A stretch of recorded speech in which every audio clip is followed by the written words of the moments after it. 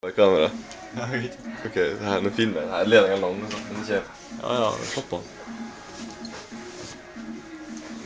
Tobias her nå, det er så syk kar. Snorkeren. Det er så dårlig lys. Ta på lys da. Hvor lys han er. Ja, det er bra nok. Det er bra.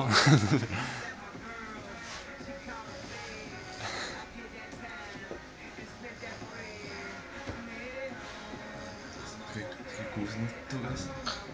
Hæ? Skal vi kose? Hæ?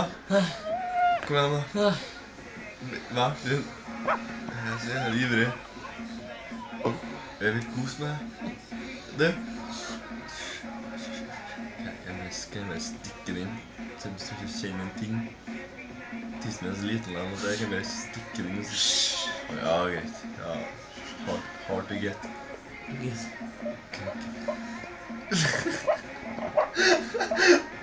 Du. Kan jeg få tisse i øret? Nei, Vær du så får ikke tisse i øret mitt. Du, vær så da. Bare en liten dråpe. Det. Tobias. En liten dråpe. Men en bitteliten dråpe. Jeg har ikke gult tiss. Jeg sjekket en sånn tiss. Det var helt blankt tisset mitt. Tobias. Kan jeg få bæsj i øret ditt? Ja. Litt da. Bare sånn liten sånn... Nei, jeg klarer ikke. Nei, så godt du. Du, jeg ringte den.